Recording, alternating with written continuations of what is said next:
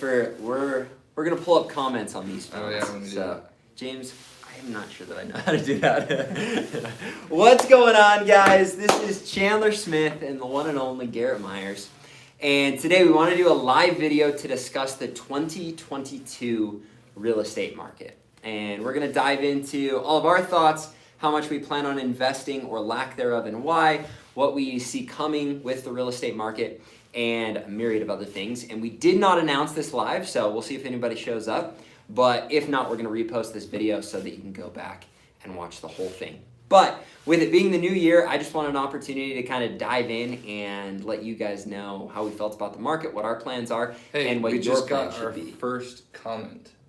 Nice. Who is better dressed and why? And why is it Yogi? Very nice, Garrett. I really appreciate that. You know you're in a deep, dark place when Custom. I only comment. One of one. The Yogster. I like it. Garrett is still full-blown attempt to take over the YouTube channel. But in a more serious matter, we're going to be answering questions the second half. So any questions you have about real estate investing, about the market, about whether you're just starting or you're full-blown in it, we're going to cover all of it. I want to talk about smaller multifamily and any questions you've got there, and bigger multifamily.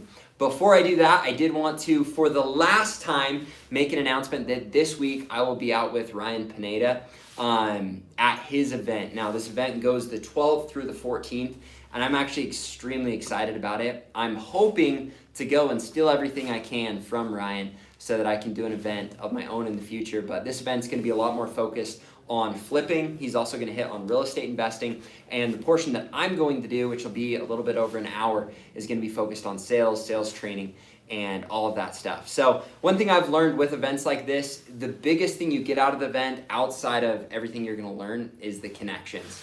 And the events I've gone to have been absolute game changers for connecting with people and building my network, because your network really is your net worth, or vice versa.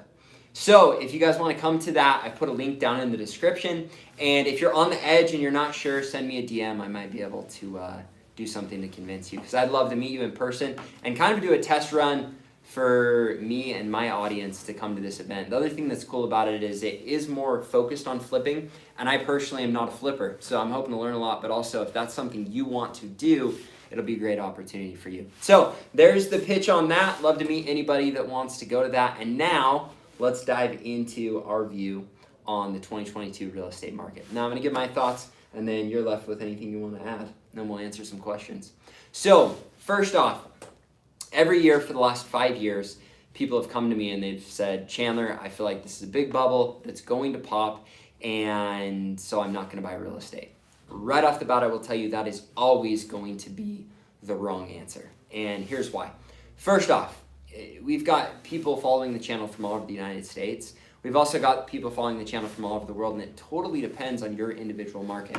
You can see, the market as a whole can be affected, but even in 2008, there were some markets that did substantially better than others, and all of the markets responded slightly differently. So first big thing, you have a unique market depending on where you're investing, and you need to know your market. You need to put in time to research what's happening. How much of a demand for housing is there? How much vacancy is there? What has been the consistent appreciation in your market? What has been the consistent cash flow in your market? What are the pros and cons of your market? So that's the first thing. Totally depends on your market. Second thing, if you look at the Fed and what interest rates are doing, and I think it was the first time ever, I could be wrong in this, but they actually forecasted and said, this is what we plan on doing to interest rates. And they've said, hey, we've gotten to a good place, a place that we're comfortable in, and so it is time to start bumping interest rates again. Now, will they hold to this? Who knows? But they have said they're going to raise interest rates, and I think a big part of that is because of the massive inflation that has happened. But this massive inflation is going to continue, and it still hasn't had the effect that I think it should or would on the real estate market. Are we good on No, we're sound? good. Yeah, I think so. So you need to understand, most markets, in my opinion, this next year are going to continue to explode, continue to appreciate. And when you look at our market in particular, we know that there's a huge need for housing. So will interest rates affect the market? Yes, but with the slow rise they've done, right now is still an incredible opportunity to invest, to buy a home, to do all of that, because because they're still planning on keeping them pretty darn low over the course of the next 1 and even 2 years. Now, if they continue to go higher than that, yeah, it's going to have an impact on the real estate market, but there's a huge demand for housing. The only thing I will say is, again, every market's going to be impacted differently. Inflation is having a really weird thing going on where I think it's going to wreak havoc on a lot of our property values and those costs. And that's why right now, if you can get in with low interest rate and you can find a good deal and the numbers work, do it. With that being said, 3 years from now, if interest rates are through the roof, it's going to affect housing, yes, but I don't think it's going to impact rents the way that it might impact the market, if it impacts the market at all, which means if you're investing in a rental property, it's going to be a great place for you to be. And you're always going to find good deals because everything will evolve based on those interest rates. And you just need to make sure that what you view as a good deal right now, you don't view as a good deal if interest rates do get to those higher parts. So right off the bat, I'm going to say I am super enthusiastic about investing in 2022 because interest rates do look like they're in a good place. Inflation is going to continue to cause the market to go up. And in the markets that I'm investing, there's a massive demand for housing and rents are only continuing to go up. So with what I own, I'm pumped. And as I continue to find good deals, I'm pumped. Your thoughts? I'm pumped. People are saying nice things about me in the comments. Life's good. They said you're getting me dinner after this. So. It's probably true. I think 2022, let me get out the old crystal ball here. I think the market's going to continue to go up. That's my humble opinion. And one of the things that I've tried to take into consideration recently is that you really should look at real estate over a decade period rather than just a 1 year thing. Because I don't think anyone knows. Economists predict things, business people forecast things, like everybody has their opinion, but at the end of the day, it's just that, it's an opinion, and it could do a number of different things, and in different places it'll do different things, and it might go up and then down and then back up and back down, and you just never know. But if you look at real estate over a period of 10 years, pretty much exclusively, it always ends higher than where it started. So I'm for sure going to continue buying in 2022. I'm for sure going to buy aggressively throughout the entire year. I hope to never slow down. I'm also going to buy in 2023, 2024, 2025, and every year after that, I hope. But that's my opinion on it. I think it will continue to go up. Everything that I've read from all the professionals, they think that it will continue to go up. A lot of people say it might go up a little bit slower because of the interest rates, which makes sense. That's an increase in monthly payments. People won't be able to afford as much.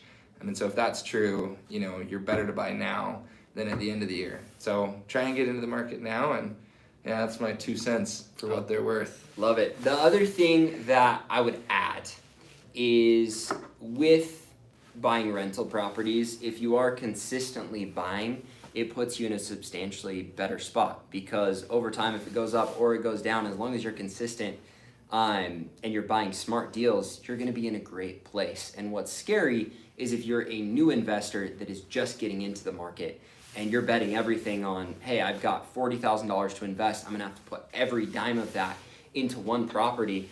And, what if I'm entering the market at the wrong time? And what I would tell you as far as a new investor, if you're someone that saved for years and years and years to be able to get the down payment for this property, and you are in a high-risk area where it's like, hey, if this doesn't go well, I'm screwed, I would say, one, maybe wait a little longer so that you can get reserves, or make sure that you buy a property that even if the market does the worst-case scenario, it is such a home run deal that it will not negatively impact you. You're still going to be cash flow positive. And it's hard to say that, a massive crater isn't going to come and blow up your city because you don't know. Anything could happen. There's always going to be some form of risk. But as long as you look at it and say, all right, Chandler buys, a minimum of a 12% cash on cash return. He buys in a market that's had strong appreciation, that looks like it's going to have strong appreciation. What if I take that same formula, I find a similar market, I find a similar deal, but I make sure that the deal I buy is going to have a 20% cash on cash return. Now, are those deals extremely hard to find? Yes, they are. But if you're putting all your eggs in that basket, and this is what I did on my first deal, then you're buying a deal where it's like, hey, even if the worst case happens, I'm still going to be okay. Where for me, I'm at a point where I'm like, hey, I've got all these deals I bought 6 years ago that are probably getting me 30, 40, maybe even 50% cash on cash return on my initial investment. I can afford to buy a 10% cash on cash return property in this market that I'm comfortable with because, all right, let's say I lose every dime of cash flow, or maybe even it gets to the point of cash flow negative, which would be catastrophic. It doesn't matter because I've got these other properties to pick up the slack and keep me in a safe place. So, couple key rules if you are buying and you're starting. Make sure that you have reserves. Don't overextend yourself. Make sure that you are selecting a deal that you're comfortable with and that you're not bending on what you're comfortable with. A lot of times we get into it and we get in love with the deal and then we'll bend on that and we put ourselves in a hole. But if you know the numbers, you know the rents, you know what you can get out of your property, you know what you're comfortable with, you've got reserves, then there should be no reason you shouldn't jump all in with both feet. So I think one thought to add there, I think it's really, really important to keep perspective. I'm a big perspective guy.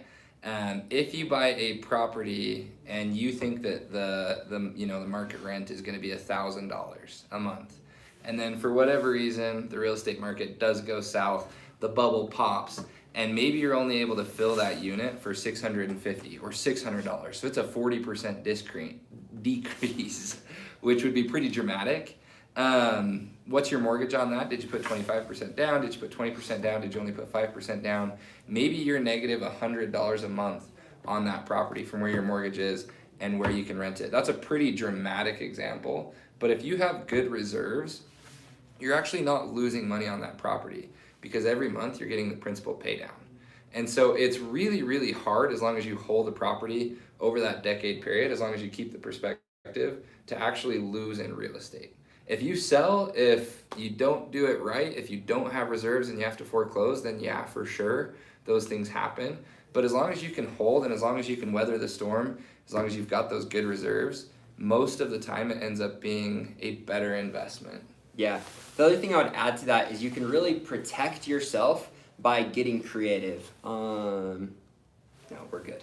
The other thing, and I was going to look at those comments. What I mean by that is you can get creative with the way that you structure things. So if you're a new investor and you're saying, all right, I want to get into the game, but Chandler, you just brought up reserves, you brought up all of these other things, and I'm kind of nervous. First off, one of the questions was, how much reserves should I bring? I would say always have a minimum of 6 months reserves. Preferably a year if you can swing it, but with 6 months, you should feel pretty comfortable with that.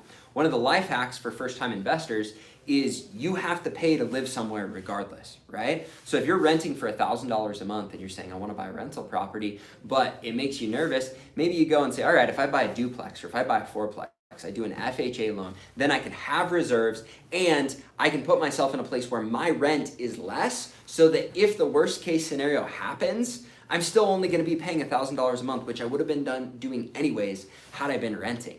And so by living in the property, you can also protect yourself because, not very many people wake up and say, crap, what if something happens and I can't afford my $1,000 a month in rent? Now, that still happens and people still worry about it, but wouldn't you much prefer, if you're going to invest, to not have that risk there on top of your risk with your rentals, because you can mitigate that risk by living in the property that you're going to live in. That gives you the ability to not pay as much every month, to put away more in reserves, and be in a place where, hey, you're gonna have to pay it anyways, and hopefully you're willing to take the risk of, hey, I'm gonna have to pay to live regardless, so I might as well leverage my situation to get into a property that's going to appreciate, that I'm gonna have principal pay down, that I'm gonna have tax benefits, that I'm gonna cash flow on, and I'm gonna get rent way cheaper or for free, and then the $1,000 I would have been spending, I can put away into reserves, so that if crap does happen, then I'm just paying what I would have been paying anyways. Amen. So, other questions? A lot of people asking about what would you do if you had 800 grand? What would you do with the small market? Thoughts on auctions? So I want to hit small market. Somebody asked about 26,000 people in a city. Anytime you're going into a smaller city, usually the only reason the city survives is because of a couple main businesses. And so you've really got to do your research on that. And I personally stay completely out of those cities, because if something happens to those businesses or something happens to that city, you can be left high and dry. Now, Garrett has purchased property in cities like this, close to other cities that are flourishing. A lot of the work is coming from there, and so it's not super high risk. However, when you buy a property in one of these smaller areas, I would never do it for just a 10% cash on cash return. These are the areas where if you're going to take that risk, I'd be looking at 20, 25, maybe even a 30% cash on cash return to massively mitigate my risk, because then I've gotten the return on my initial investment within 3 to 4 years. And so if crap does hit the fan, you at least have gotten your money back. Now, I don't think crap will hit the fan. Again, that kind of risk isn't going to happen, but mitigate that risk where you can by doing that. The next thing, you've got $800,000. You fall into a larger category. And if you're in a larger category, this means you probably aren't going to want to live in the property. If you can live in the property, do it, because it's going to help you to control more. It's going to help you to control more real estate. And I wouldn't start with a duplex or a triplex or a single family home if I have $800,000. I would say, no ifs, ands, or buts, I'm going to get into a fourplex. If you have $800K, you're content where you're living, you're in a bigger house, this opens up a world of opportunity for you. And it depends on your financial situation, your credit, and what kind of deal you can buy. But if I'm someone and I'm sitting on $800K and I've never invested in real estate, honestly, I would not be afraid to jump into more than 4 units. Because a lot of times you can find this niche between 10 and 40 units where you get extraordinary deals on real estate. Financing is a little more difficult, which can be frustrating. But as long as you can get it so that interest rates don't bump for at least a 10-year period, you're getting good interest rates, you're getting a killer return, I wouldn't be scared to invest in those bigger properties. And in all honesty, I do not believe there is a better investment than real estate. Now, there's lots of higher risk investments. Everybody's all over crypto and NFTs and the stock market and everything else. If you know that stuff, if you're good at it, more power to you. But no one can argue with me that that is going to be lower risk than real estate. And so if you're looking for a solid 30 to 40% return every year on your money, which you cannot get anywhere else with this low of risk, then real estate. That's just the reality of it. So I would say go all in multifamily properties. One of the questions that I thought would be a really good one has to do with equity in current properties and what's the best use of that equity. I thought that was an interesting one that I think, if you've bought something previously, even just your primary residence, and you've been there for more than a year or two, you probably have a lot of equity. There's a few different options. Obviously, you can sell, which is what this individual asked about, but I think there's potentially better uses for that property versus just selling. Kevin's a big proponent of never sell, because every time you sell, you lose money. And there's obviously HELOCs and cash out refis. So I don't know if that's something you want to talk about, but maybe what each of those options look like and why they're better than just selling and what you can do once you've cashed out on that money. Yeah, I think for me, it all depends on your situation. I've got a lot of people that'll come and say, hey, I've got 800 grand in the bank and I've got 400 grand in equity in my property. Should I pull out a HELOC or should I refi and cash out? Well, if you don't have a place for the 800K, then first of all, don't touch it. Leave it in and find a place for your 800K. Now, if you get in a place where you know you can place the money, HELOCs scare me long term, especially with the Fed coming and saying interest rates are going to go up. Because usually you're locked in at whatever it is plus a point or 2 points or whatever it is on that interest rate, and it can change consistently. So if for some reason, I'm not saying this is going to happen, but if for some reason all of a sudden interest rates go crazy, you're screwed if you've used that HELOC as a down payment on a property and you don't have a way out of that property. I had someone ask me today, Chandler, I'm looking at buying a property. Should I take out $100,000 on HELOC to be able to get the down payment and then purchase it? My answer to that is, if you have a confident game plan that you're going to be able to get that money out, preferably within the next 6 months, if not sooner, maybe stretch it to a year, but even that is scary, and you want to know 100% you're going to be able to refi out of that property and put yourself in a comfortable, safe place, or know that somehow you've got an exit strategy with your HELOC. That's why a lot of times, if you already know where you want to put that money and you know you want to leave it in, I would definitely lean towards the cash out refi, because then you can lock in that interest rate for 30 years or for however long you end up doing, which I would say do 30 years. But then that interest rate can't budge, and interest rates are so low right now, and from what they've said, they're only going to go up. So if you have a place for the money, that's the direction I would go. Or if even in the next 6 months you know you're going to have a place for that money and that's your game plan, again, do that. Now, if it's a flip or if it's something you know you're going to be able to refi out of the other property, then I would lean more towards HELOC. Anything you'd add to that? Yeah, I think that's pretty accurate. I've done both. I've done a HELOC where I purchased a property with my HELOC. It is a little bit risky, like you say, because rates can change, but I don't, and this is probably something that we should know and maybe we should look into it more, but I do believe that there are HELOCs that are fixed rate. It might be a little bit higher, but it's something to consider, something to look into. I like HELOCs for the reason that you don't pay interest on any money that you don't use. So it gives you flexibility. Whereas with the cash out refinance, you're paying interest on the full amount no matter what. Plus you have those closing costs and other fees. So I'm a big believer in HELOCs. I'm also a big believer in you can do both. And obviously that gets a little bit risky, but you can cash out refi and then do a HELOC on top of that with any equity that you have remaining. So people can be as aggressive as they want to be. Obviously, just with increased risk comes increased potential for bad things. I like it. One question on here that I really like. The one about the chains. You can get these at a store near you. Said, I'm having a hard time finding deals. Would you buy a 12 unit with a 5.5% cap just to get the money working? I love this question because we've all been there where you've got money. Well, maybe not all of us. The problem with real estate is always either going to be that you don't have the money or you don't have the deal flow. And the biggest problem with people that have money is they usually struggle to find deals. Now, your thought process is, crap, if I can get something with a crappy cap rate, but at least it's cash flow positive, should I do that to get my money working? And here's my thought on it. First off, now you made me lose my thought process. Show them yours. With your cash on, or with your cap rate, we've kind of turned into shoe fanatics, if you're wondering. Check us out on Instagram. Chandler just ordered the expensive Travis Scotts. Let's go. Anyways, back to your question. First off, don't focus on cap rate because interest rates are constantly changing. Your cap rate doesn't matter. What matters is your return on your investment, because you could have a 15 cap, but if you're paying 15% in interest, well, it might still be a good deal. I don't know. You'd have to run the math on that, but you get my point.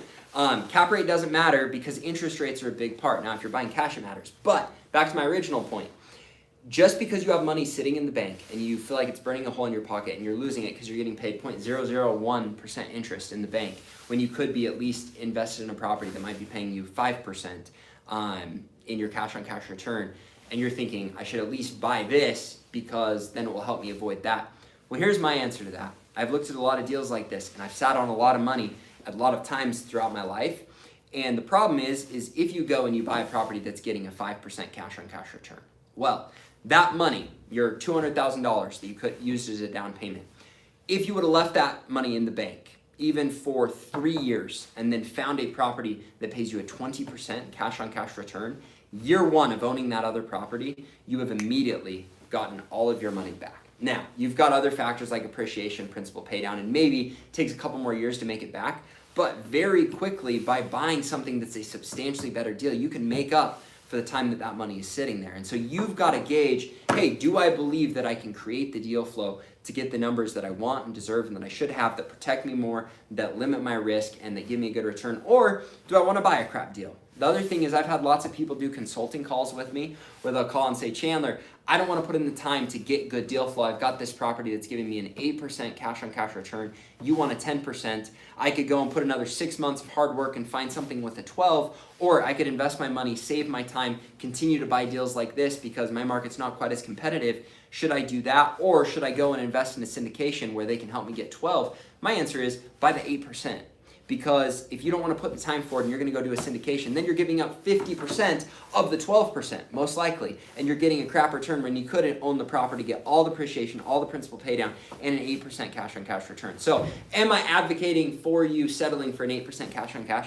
Not really, unless you don't want to put in the time, effort, and energy and you're happy with that return, you're happy taking on that risk, because that's going to be a better return than a lot of your alternatives. Yeah, I would just add to that my 2 cents. I'm thinking I'm up to 6 cents total in this live. I would say it also depends a lot on your financial situation and where the money's coming from. If you have a really, really high active income where it's like, hey, I can buy this 12 unit and then I can buy another 12 unit in 2 months, then it might not be the worst move because deals are really hard to come by. But if you're like, hey, this is my savings from the last 5 years and I only get one shot, I would definitely hold out for a little bit more glorious property. So it depends a lot on your personal financial situation and what your day-to-day active income and how fastly you can replace that income to buy another property.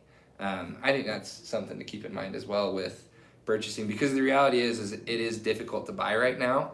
And if you pass up a 5.5 cap and then you don't buy anything for 2 years, and then you buy something that's a 5.75 or 6 cap, you very well may have been better off just buying that property at that time. So some additional insights.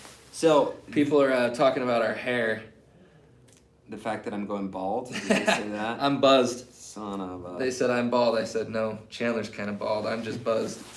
I am going bald, guys. It's been a stressful year. It says, I really like this question. Why does equity matter if you never plan to sell?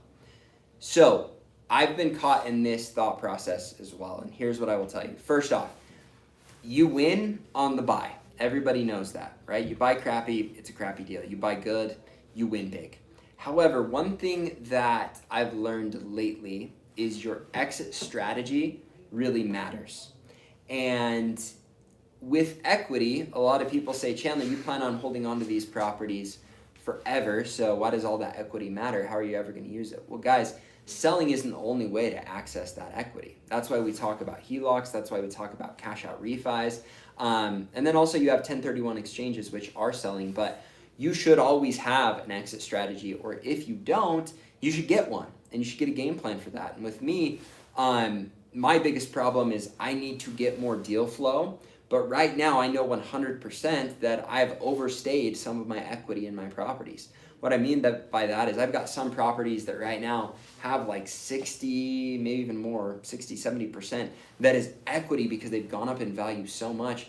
And that could be cash for me if I would cash out refinance or if I would sell in 1031 exchange. So for me, it's foolish to let it sit there, but you also need to understand there are multiple ways to get access to that equity. The other question I saw in there, Chandler, if you had 15K, what would you do?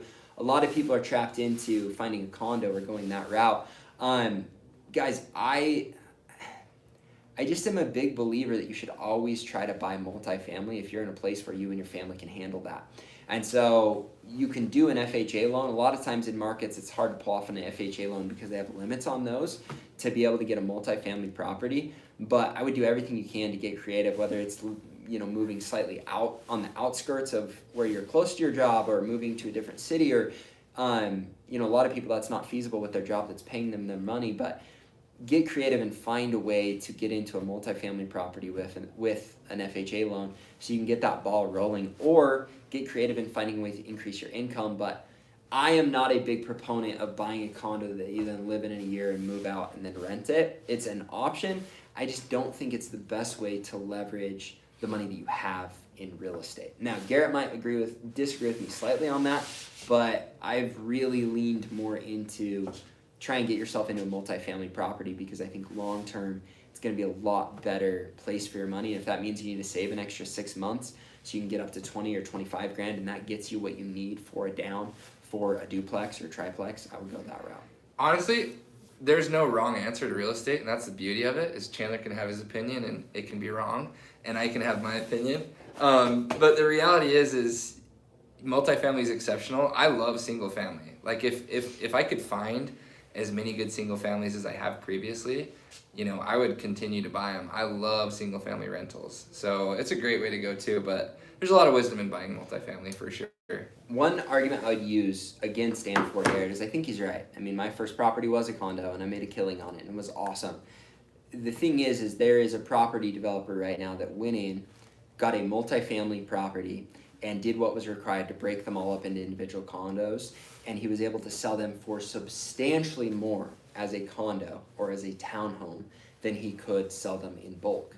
And if he's able to sell them for more so he can make more, you're able to buy them for less if you're doing the condo route compared to multifamily. And it's going to be that way with everything. The more you scale, the better deal that you usually get, until you get to the point where you're playing with massive corporations, and they still are getting killer deals. But when you're playing with billions, a lot of times people are willing to get a slightly lower return to be able to access that. So I really believe there's a sweet spot there where you can win big in multifamily in the range of really 2 units to 60 or even 100 units. And then above that you can win too, but you're competing against different people. So that's why I like to hang out in that range.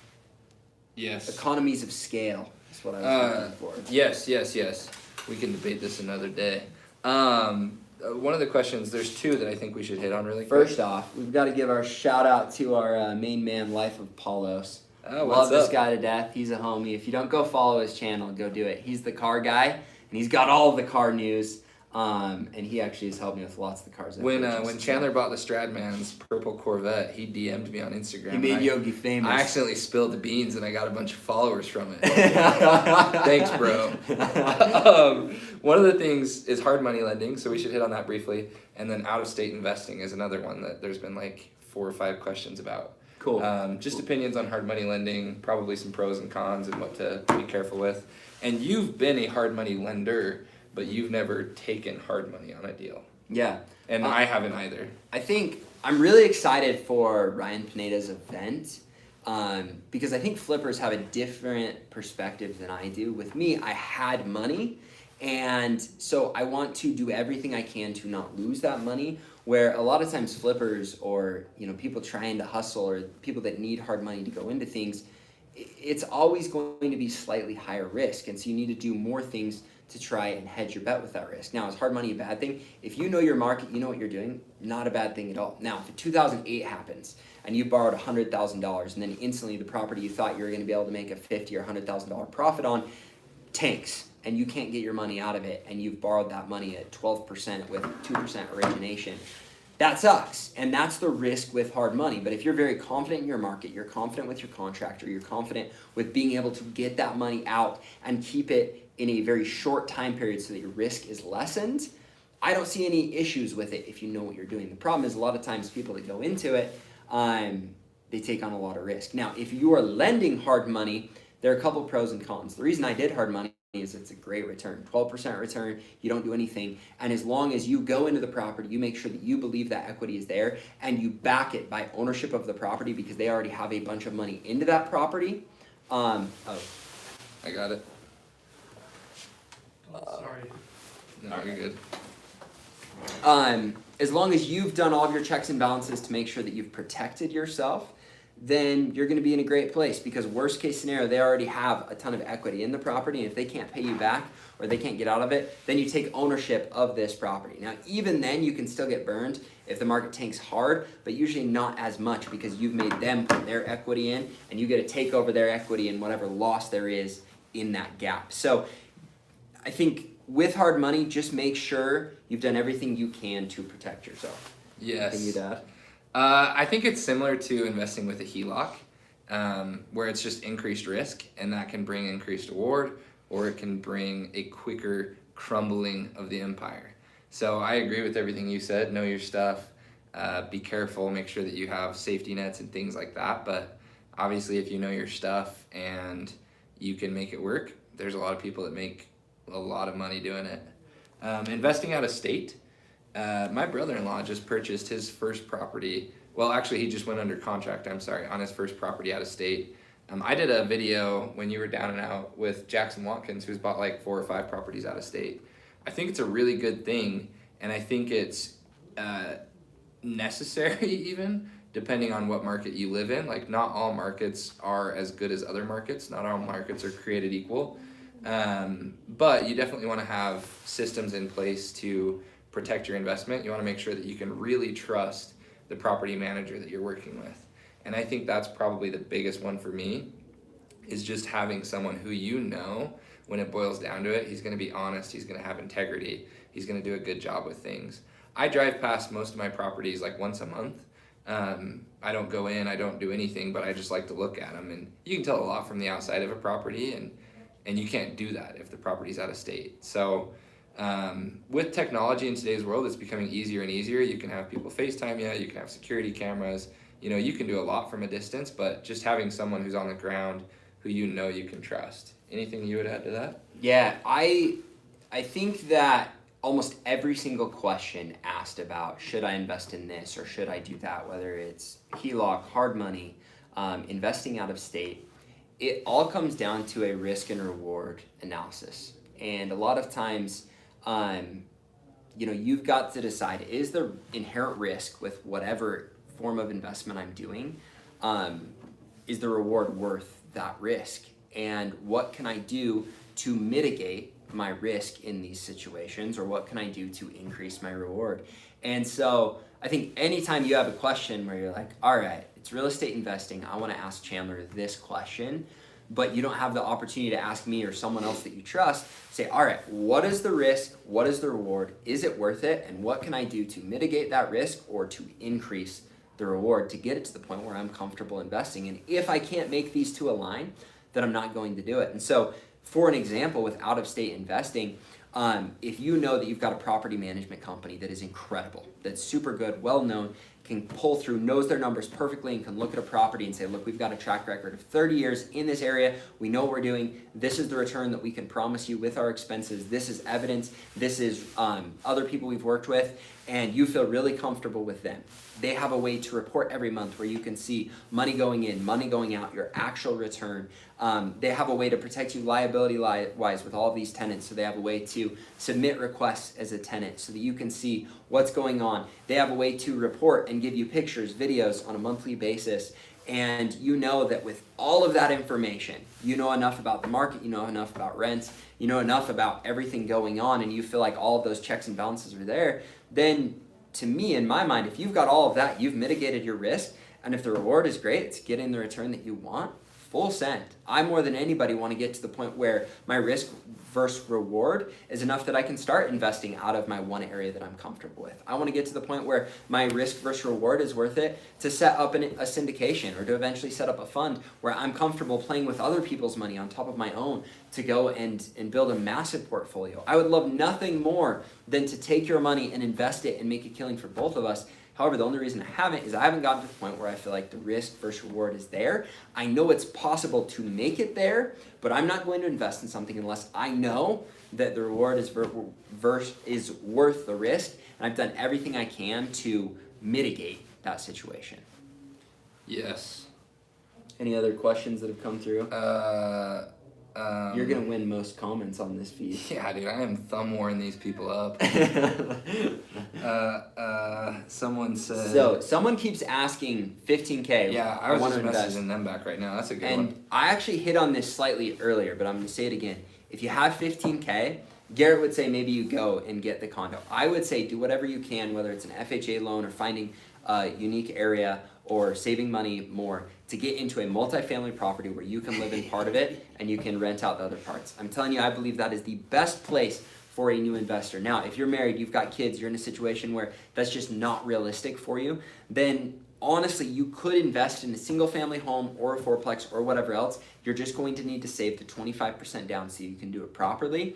And if that means you need to save longer to do it, if that means you need to increase your income, if that means you need to wait it out, or potentially look to investing out of state, but finding that risk versus reward situation, then that is the route that I would go and I would feel comfortable with it. But it depends on your situation, and anytime you can live in it, you're going to win because you can take advantage of financing, and that gives you the ability to control more real estate.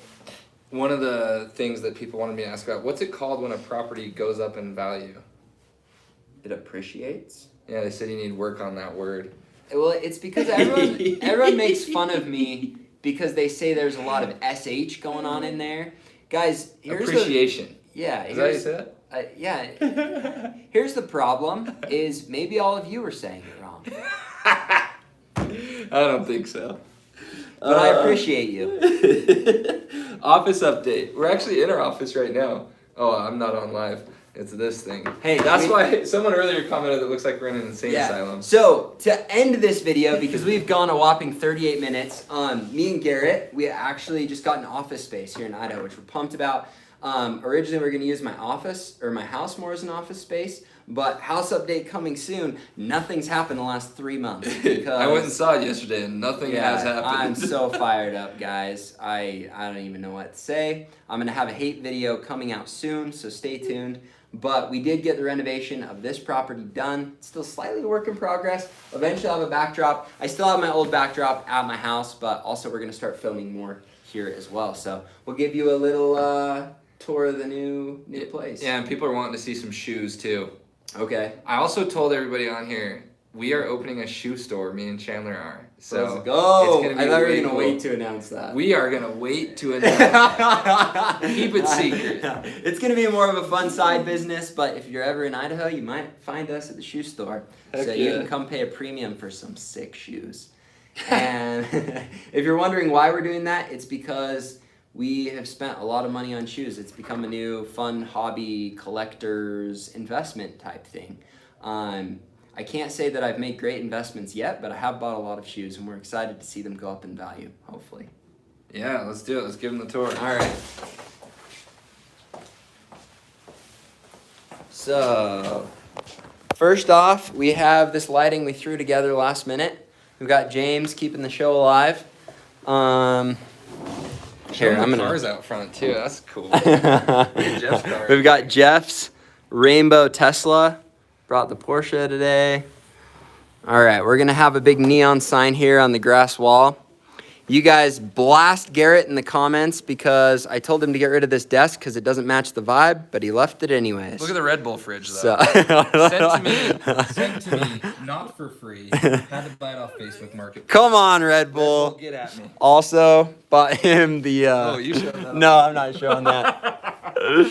Got Garrett a new little putting green. We've got a couple offices.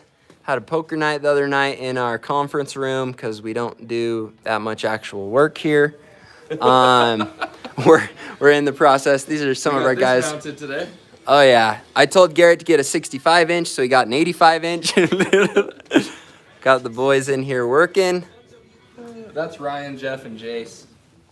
All three single. So if there's any girls watching this video, And there's a very real possibility that the new shoe store will be back here, which will be very cool. In the meantime, Garrett thought it was a good idea to put his weight room in here, so we're gonna have to move that back out.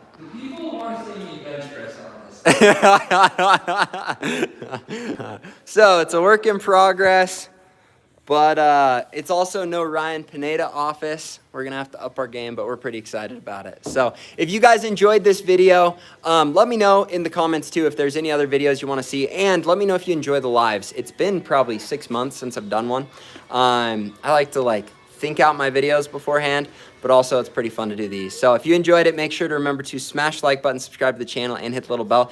And if you want to see me this next week, it's not too late to come out and be a part of that event with Ryan show them Pineda in everyone's Las shoes. Vegas. Oh, we'll show them the shoes.